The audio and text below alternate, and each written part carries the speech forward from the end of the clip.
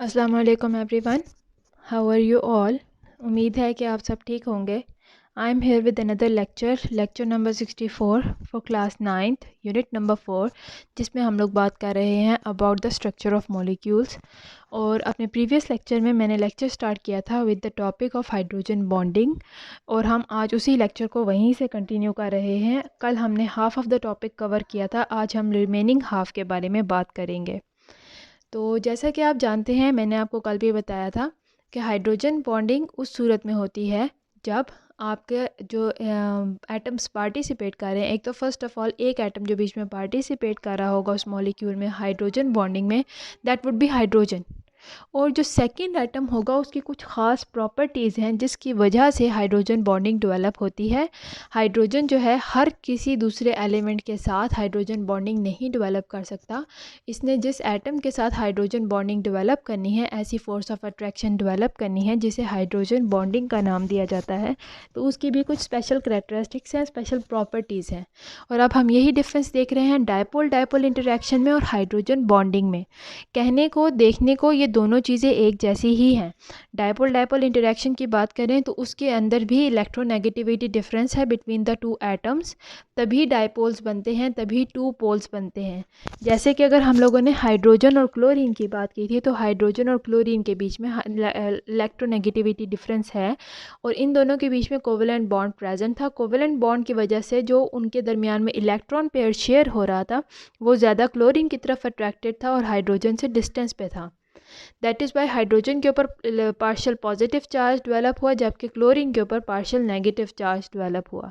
इसी तरह जब दो या दो से ज़्यादा मॉलिक्यूल हाइड्रोक्लोरिक एसिड यानी हाइड्रोजन और क्लोरीन के आपस में इकट्ठे आते हैं, तो क्योंकि इनके ऊपर पोल्स ऑलरेडी डेवलप हैं, एक पोल है पॉजिटिव चार्ज का इतना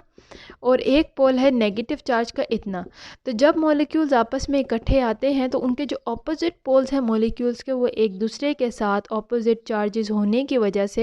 फोर्सेस ऑफ अट्रैक्शन एक दूसरे के साथ डेवलप कर लेते हैं। क्यों? क्योंकि हम लोग कहते हैं कि opposite charges attract each other.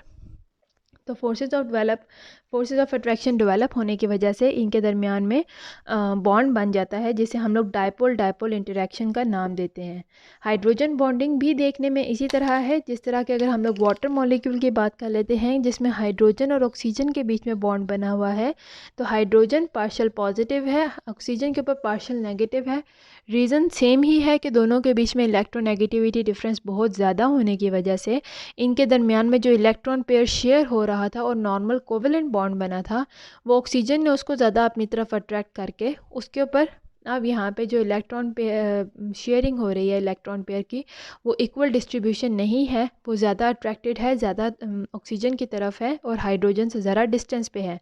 That is why इनके ऊपर पार्शियल नेगेटिव और पार्शियल पॉजिटिव के चार्जेस डेवलप हो चुके हैं। अब यहाँ पे डिफरेंस क्या है? देखने में तो दोनों सेम ही हैं कि ऑपोजिट पोल्स हैं, हाइड्रोजन ने बॉन्ड बनाया हुआ है, ऑपोजिट पोल्स हैं और दोनों के बीच में forces of attraction opposite charges के बीच में डेवलप हो रही है। तो डिफरेंस कहाँ पे आता है कि फ़र्स्ट ऑफ ऑल जो डायपोल डायपोल इंटरेक्शन है, इसमें दूसरे मॉलिक्यूल्स, दूसरे एटम्स भी पार्टिसिपेट कर सकते हैं। हाइड्रोजन के अलावा भी दूसरे एटम्स जो हैं यहाँ पे पार्टिसिपेट करके डायपोल डायपोल इंटरेक्शन कर सकते हैं, लेकिन शर्त यहाँ पे भी वही है कि इनके बीच में जो भी एटम्स यहाँ पे पार्टिसिपेट करेंगे उनके बीच में इलेक्ट्रोनेगेटिविटी डिफरेंस बहुत ज़्यादा होना चाहिए, ताकि उनके अंदर पोलर डिस्ट्रीब्यूशन हो सके, चार्जेस की डिस्ट्रीब्यूशन हो सके, तभी उनके बीच में ये ऑपोजिट चार्जेस में फोर्स डेवलप होगी। पहले ऑपोजिट चार्जेस बनेंगे तभी ये फोर्स डेवलप होगी और डायपोल डायपोल इंटरेक्शन होगी। अगर हम हाइड्रोजन बॉन्डिंग की देखें बात, तो हाइड्रोजन बॉन्डिंग में नाम से ही वाज़ह है कि यहाँ पे हाइड्रोजन की पार्टिसिपेशन बहुत ज़्यादा ज़रूरी है। फर्स्ट थिंग, यहाँ पे हाइड्रोजन की पार्टिसिपेशन ज़रूरी नहीं है, कोई और एटम भी इसको रिप्लेस करके डायपोल डायपोल इंटरेक्शन कॉज कर सकता है। उसके अलावा सेकंड क्या था कि ऑक्सीजन के साथ जब इसने किया है तो यहाँ पे जो सेकंड एटम है, फर्स्ट एटम तो हमने कह दिया हाइड्रोजन है, सेकंड जो एटम है वो ऑक्सीजन हो सकता है, फ्लोरीन है या नाइट्रोजन है। मेनली यही तीन है जो हाइड्रोजन के साथ हाइड्रोजन बॉन्डिंग करते हैं। वाई? बिकॉज तीनों जो हैं ये हाईली इलेक्ट्रोनेगेटिव एटम्स हैं, तीनों का साइज़ बहुत ज़्यादा स्मॉल है और तीनों के पास लोन पेयर्स होते हैं, एक्स्ट्रा लोन पेयर्स होते हैं इलेक्ट्रॉन्स के, जो कि बिल्कुल भी बॉन्डिंग में पार्टिसिपेट नहीं करते हैं, जिसकी वजह से इनके ऊपर पार्शियल नेगेटिव चार्ज डेवलप हो जाएगा। जैसे कि ऑक्सीजन है, क्योंकि एक तो लोन पेयर है इसके पास, सेकेंडली ये हाईली इलेक्ट्रोनेगेटिव एटम है, तो इसीलिए ये जो चार्ज इनके दरमियान में इलेक्ट्रॉन पेयर शेयर हो रहा है वो ऑक्सीजन की तरफ ज़्यादा झुकाव होगा उसकी तरफ, जिसकी वजह से ऑक्सीजन के ऊपर नेगेटिव चार्ज यानी पार्शियल नेगेटिव चार्ज डेवलप हो जाएगा। तो सिमिलर केस है फ्लोरीन और नाइट्रोजन का। तो ये डिफरेंस है हाइड्रोजन बॉन्डिंग और डायपोल डायपोल इंटरेक्शन में, इसीलिए हम लोगों ने इनकी अलग-अलग से क्लासेस मेंशन की हैं, अलग-अलग इनको स्टडी कर रहे हैं। अगर आप ये ओवरऑल मॉलिक्यूलर स्ट्रक्चर देखें, यहाँ पे हम लोगों ने सिर्फ इंटरमॉलिक्यूलर फोर्सेस को बनाया है, हाइड्रोजन बॉन्डिंग को शो किया है, हमने यहाँ पे केमिकल बॉन्ड का जिक्र नहीं किया है। यानी कि ये एक मॉलिक्यूल है जिसमें हाइड्रोजन के 2 एटम्स ने पार्टिसिपेट किया है और 1 एटम ऑफ ऑक्सीजन। ये सेकेंड मॉलिक्यूल ऑफ वाटर, ये थर्ड मॉलिक्यूल ऑफ वाटर। तो अब आप देख सकते हैं कि यहाँ पे जो नेगेटिव जो हाइड्रोजन है, जो इलेक्ट्रोपॉजिटिव है, उसने दूसरे मॉलिक्यूल के ऑक्सीजन जिसके ऊपर पार्शियल नेगेटिव चार्ज है, यानी कि जो ऑपोजिट पोलैरिटी है, जो ऑपोजिट चार्ज है हाइड्रोजन ने, उसको अपनी तरफ अट्रैक्ट करके रखा हुआ है। सिमिलरली जो थर्ड मॉलिक्यूल है उसे सेकंड मॉलिक्यूल के नेगेटिवली चार्ज हाइड्रोजन को अपनी तरफ अट्रैक्ट किया हुआ है। इस तरह से जो पूरा मॉलिक्यूल है, जो पूरा कंपाउंड होगा, जैसे वाटर है उसके अंदर, इसी तरह से वाटर मॉलिक्यूल्स के बीच में हाइड्रोजन बॉन्डिंग की फोर्स जो है, जो बहुत स्ट्रॉन्ग बॉन्ड है, वो डेवलप हो चुके हैं। अब हम यहाँ से कंटिन्यू करते हैं कि हाइड्रोजन बॉन्डिंग जो है वो जिस भी कंपाउंड के अंदर होता है, जिस चीज़ के अंदर पाए जाते हैं, जैसे वाटर मॉलिक्यूल की बात कर लेते हैं, तो हाइड्रोजन बॉन्डिंग जो है फ़िज़िकल प्रॉपर्टीज़ को भी बहुत ज़्यादा अफेक्ट करता है, जबकि जो बाकी ये डायपोल डायपोल इंटरेक्शन है, बाकी तरह की जो इंटरेक्शंस होती हैं उनसे फ़िज़िकल प्रॉपर्टीज़ पे बहुत ज़्यादा अफेक्ट नहीं होता है, लेकिन हाइड्रोजन बॉन्डिंग जो है वो फ़िज़िकल प्रॉपर्टीज़ पे बहुत ज़्यादा असरअंदाज होता है। Because of this hydrogen bonding, क्योंकि ये बॉन्ड बहुत ज़्यादा स्ट्रॉन्ग है, बहुत ज़्यादा फर्म है, इसको ब्रेक डाउन करना बहुत ज़्यादा डिफ़िकल्ट होता है। दैट इज़ वाई ऐसे कंपाउंड्स जिनके अंदर ये बॉन्ड प्रेजेंट हो, हाइड्रोजन बॉन्ड प्रेजेंट हो, उनका जो बॉइलिंग पॉइंट है बहुत ज़्यादा हाई रहता है। बॉइलिंग पॉइंट हाई रहने का हाइड्रोजन बॉन्डिंग से क्या ताल्लुक़ है कि जब बॉयल करते हैं हम लोग किसी भी मटेरियल को, जैसे वाटर को अगर हम लोग बॉयल कर रहे हैं तो उसका बॉइलिंग पॉइंट 100 डिग्री सेल्सियस है, जो क्वाइट हाई है। क्यों बॉइलिंग पॉइंट का क्या रिलेशन है हाइड्रोजन बॉन्डिंग से, कि जब मॉलिक्यूल्स को बॉयल किया जाता है, जब किसी कंपाउंड को बॉयल किया जाता है, तो उसके मॉलिक्यूल्स के दरमियान की जो ये इंटरेक्शन फोर्सेस होती हैं वो ब्रेक हो जाती हैं, और ब्रेक होने की वजह से मॉलिक्यूल्स अपना सेपरेटली वो गैस में चेंज हो रहे होते हैं, या उनके अंदर इतनी एनर्जी हो जाती है कि वो वाइब्रेट करना शुरू कर देते हैं, बबल्स बनाना स्टार्ट कर देते हैं। तो अगर उनके दरमियान की ये फोर्स जो हैं वो बहुत ज़्यादा हाई हैं, तो उनको बहुत ज़्यादा external force, external energy provide करनी पड़ेगी ताकि वो इन फोर्स को ब्रेक कर सकें, इनको ओवरकम कर सकें। तो वो हमें मिलती है बॉइलिंग पॉइंट की सूरत में, यानी कि जिस कंपाउंड का बॉइलिंग पॉइंट बहुत ज़्यादा हाई है, तो उसको देख के आपको अंदाज़ा हो जाना चाहिए कि उस कंपाउंड के मॉलिक्यूल्स के दरमियान की जो इंटरेक्शन फोर्सेस थी वो बहुत ज़्यादा हाई थी। अगर किसी कंपाउंड का बॉइलिंग पॉइंट लो है तो इसका मतलब है कि उस कंपाउंड की जो मॉलिक्यूल्स हैं उसके दरमियान में जो इंटरेक्टिव फोर्सेस थी वो ज़्यादा स्ट्रॉन्ग नहीं थी, वो लो ही थी, तभी उनको कम एनर्जी दी गई है ब्रेक करने के लिए। जबकि हाई वालों को ज़्यादा एनर्जी देनी पड़ती है तभी वो ब्रेक होंगे, वो कम एनर्जी पे ब्रेक नहीं होते हैं। इसी तरह हम लोग अगर एग्जांपल लेते हैं कि वाटर को अगर हम देखें तो उसका बॉइलिंग पॉइंट जो है वो 100 डिग्री सेल्सियस पे है, जबकि अगर हम लोग अल्कोहल को देखें तो उसका बॉइलिंग पॉइंट 78 डिग्री सेल्सियस पे है। वाई दोनों में डिफरेंस क्यों है, वाटर का 100 डिग्री सेल्सियस क्यों है और अल्कोहल का 78 डिग्री सेल्सियस क्यों है? तो अगर हम लोग इन्हीं के स्ट्रक्चर को देख लें, वाटर का तो आपने स्ट्रक्चर देख लिया कि इस तरह से इनके दरमियान में इंटरमॉलिक्यूलर फोर्सेस हैं जिन्होंने वाटर के मॉलिक्यूल्स को होल्ड करके रखा हुआ है, और इनको पहले ब्रेक करेंगे तभी वो बॉइलिंग पॉइंट अटेन होगा। तो ब्रेक अब ब्रेक ज़्यादा करने के लिए ज़्यादा एनर्जी प्रोवाइड करनी पड़ती है, इसलिए वाटर का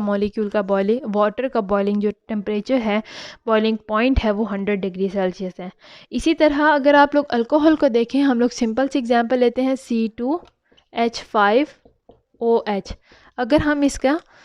मॉलिक्यूल को देखें, अल्कोहल के मॉलिक्यूल को देखें, तो इसका मॉलिक्यूल का स्ट्रक्चर कुछ इस तरह से है।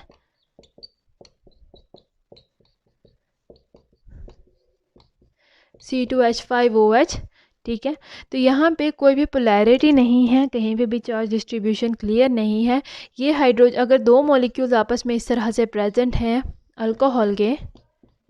तो यहाँ पे because of no polarity difference, इनके बीच में इतना पोलैरिटी डिफरेंस नहीं है, इलेक्ट्रोनेगेटिविटी डिफरेंस नहीं है कार्बन और हाइड्रोजन के बीच में या हाइड्रोक्साइल ग्रुप के बीच में, तो दैट इज़ वाई इनके बीच में कोई भी पोल्स नहीं बने हैं, डाइपोलैरिटी नहीं हुई है, चार्जेस डिस्ट्रीब्यूशन नहीं हुई है। और चार्जेस डिस्ट्रीब्यूशन नहीं है तो इसका मतलब ये हुआ कि इनके दरमियान में हाइड्रोजन बॉन्डिंग नहीं हुई है, और हाइड्रोजन बॉन्डिंग नहीं है तो दैट इज़ वाई इसका जो बॉइलिंग पॉइंट है वो लो है, वो 78 डिग्री सेल्सियस है एज़ कम्पेयर टू वाटर जिसका बॉइलिंग पॉइंट जो है वो 100 डिग्री सेल्सियस है। तो दैट इज़ वाई अगर आपका क्वेश्चन आता है पेपर में कि वाटर का बॉइलिंग पॉइंट ज़्यादा क्यों है और अल्कोहल का बॉइलिंग पॉइंट कम क्यों है, तो रीज़न मेन क्या है कि हाइड्रोजन बॉन्डिंग की वजह से वाटर का मॉलिक्यूल वाटर का जो बॉइलिंग पॉइंट है वो 100 डिग्री सेल्सियस है, जो ज़्यादा है क्योंकि उसके अंदर हाइड्रोजन बॉन्डिंग है, जो बहुत स्ट्रॉन्ग बॉन्ड है between the molecules of water, और इसको ब्रेक करने के लिए ज़्यादा एनर्जी प्रोवाइड करनी पड़ती है। दैट इज़ वाई उसका जो बॉइलिंग पॉइंट है वो हायर है। जबकि अल्कोहल की अगर हम लोग बात करते हैं तो उसका बॉइलिंग पॉइंट लोअर है as compare to water, because उसके अंदर हाइड्रोजन बॉन्डिंग एग्जिस्ट नहीं करती है और उसको ब्रेक करने के लिए बहुत ज़्यादा एनर्जी अप्लाई नहीं करनी पड़ती है। दैट इज़ वाई उसकी जो बॉइलिंग पॉइंट है वो लो है। इसी तरह अगर हम लोग बात करते हैं, जैसे अगर सर्दियां हैं या फिर आप कह लें कि विंटर सीज़न में जो पोलर रीजन्स होते हैं वहाँ पे मोस्टली क्या है कि अगर आप वहाँ पे किसी पॉन्ड में या किसी लेक में देखें, ऐसे एरियाज़ में जहाँ पे टेम्परेचर माइनस में चला जाता है, तो अगर आप वहाँ पे उसके पॉन्ड या लेक में देखें तो उनकी जो टॉप मोस्ट लेयर होती है उस पॉन्ड की या उस लेक की वो आइस रहेगी, लेकिन उस तरह उतने ठंडे पानी में भी वहाँ पे फ़िश सरवाइव कर रही होती हैं। रीज़न क्या है कि वहाँ पे जो होल पॉन्ड या होल स्ट्रीम है वो आइस नहीं बनती है, बल्कि अगर आपने मूवीज़ वगैरह में अगर आपने ख़ुद कभी देखा हो तो टॉप मोस्ट लेयर होती है वो किसी पॉन्ड की या स्ट्रीम की वो आइस होती है, जबकि जो बॉटम लेयर है वो वाटर ही है। उसका टेम्परेचर ऑलमोस्ट 4 डिग्री सेल्सियस तक मेंटेन रहता है, जबकि ये टॉप मोस्ट लेयर आइस होती है। तो इसकी रीज़न क्या है, क्योंकि जो वाटर के ऊपर जो आइस फ्लोट कर रही होती है वो हाइड्रोजन बॉन्डिंग की वजह से फ्लोट कर रही होती है, और आइस का जो टेम्परेचर है वो 0 डिग्री सेल्सियस पे उसकी जो डेंसिटी है वो 0.917 ग्राम पर सेंटीमीटर क्यूब है। जबकि अगर हम लोग वाटर की बात करें तो उसके अगर 0 डिग्री सेल्सियस पे एक प्योर वाटर है जिसका टेम्परेचर 0 डिग्री सेल्सियस पे है, वो हम लोग लिक्विड फॉर्म में ही है, वो अभी तक सॉलिड में कन्वर्ट नहीं हुआ है, तो उसकी जो डेंसिटी है वो 1.00 ग्राम पर सेंटीमीटर क्यूब है। तो बिकॉज यहाँ पे वाटर की डेंसिटी ज़्यादा है एज़ कम्पेयर टू आइस जिसकी डेंसिटी कम है, तो that is why ice is floating over the water, और आइस आप कह लें कि उसने जो है इंसुलेट किया हुआ है बॉटम लेयर ऑफ वाटर को। ये जो आइस ऊपर फ्लोट कर रही है वो टेम्परेचर हालांकि यहाँ पे बहुत ज़्यादा लो है तभी आइस बनी है, वाटर जो है वो आइस में कन्वर्ट हुआ है, और इस आइस ने क्या किया है उसने टॉप मोस्ट लेयर बना ली है पूरे स्ट्रीम की या पूरे लेक की, और अगर हम उस लेयर को ब्रेक करें तो नीचे हमें वाटर मिलेगा लिक्विड फॉर्म में। वो पूरी की पूरी लेक या पूरी स्ट्रीम जो है वो आइस में कन्वर्ट नहीं हुई होती, और आइस जो है वो इसलिए ऊपर फ्लोट करती है। अगर आप ये घर में भी एक्सपेरिमेंट कर लें, बर्फ़ को पानी में डालें, बहुत ठंडा पानी कर लें और उसके अंदर आइस कोल्ड वाटर कर लें, उसके अंदर अगर आप बर्फ़ को डालें तो बर्फ़ जो है वो आइस क्यूब्स नहीं, वो तो हमेशा बॉटम में रहती हैं। पतली लेयर हो, थिन लेयर हो आइस की, तो वो हमेशा फ्लोट करती है वाटर के ऊपर, बिकॉज एट दैट टाइम जो डेंसिटी है आइस की वो हमेशा बहुत लो रहती है as compare to water. Why? Because of the presence of hydrogen bonding. इसमें भी हाइड्रोजन बॉन्डिंग जो है बहुत ज़्यादा इंपॉर्टेंट रोल प्ले कर रही होती है कि हाइड्रोजन बॉन्डिंग की वजह से जो मॉलिक्यूल्स हैं आइस के वो इस तरह से रेंज हुए होते हैं कि उनकी डेंसिटी बहुत लो होती है एज़ कम्पेयर टू वाटर, और वो वाटर के ऊपर जो आइस है वो फ्लोट करती है। अगर हम लोग लिक्विड स्टेट में बात करें तो वहाँ पे molecules of water are moving randomly, कि आप लोगों को पता है कि जब लिक्विड स्टेट में हो तो एक मॉलिक्यूल है वो रैंडमली एक जगह से दूसरी जगह पे मूव कर रहा है। For example if you take a glass of water filled with water, तो इसमें एक अगर मॉलिक्यूल है ये ऐसा नहीं है कि अपनी जगह पे स्टेबल है, बल्कि लिक्विड के मॉलिक्यूल मूव करते रहते हैं। वो रैंडमली मूव करेगा, कभी एक वॉल से टकराएगा, कभी दूसरी वॉल से, कभी तीसरे मॉलिक्यूल से, इस तरह से वो रेगुलरली मूव कर रहा है। लेकिन जब हम इस वाटर को फ्रीज़ कर देते हैं तो जो उसके मॉलिक्यूल्स हैं वो अपने आप को जब बिकॉज टेम्परेचर लो होता जा रहा है, जैसे आपने इसको फ्रिज में रखा, पहले इसका टेम्परेचर 20 गया, फिर 15, फ्रीज़र में रखते हैं, फिर 10 फिर 0 डिग्री सेल्सियस तक जब आया, तो जैसे जैसे टेम्परेचर डाउन हो रहा है तो उसके मॉलिक्यूल्स के अंदर से पावर ख़त्म होती जाती है, एनर्जी ख़त्म हो रही है, और मॉलिक्यूल जो पहले रैंडमली मूव कर रहे थे अब वो एक जगह पे आके स्टेबल होना शुरू हो जाएंगे, सेट हो जाएंगे। और इससे पहले कि वो 0 डिग्री सेल्सियस पे आके मुकम्मल तौर पे सॉलिड में कन्वर्ट हो जाएं, तो वो अपने आप को इस तरह से अरेंज कर लेते हैं because of the hydrogen bonding, कि वो एक ओपन स्ट्रक्चर कॉज कर देते हैं। यही रीज़न है कि जिस तरह अगर आपने एक ग्लास फुल ऑफ वाटर रखा हुआ है, टॉप रिम तक अगर आप उसको फुल कर दें और आपने उसको रख दिया है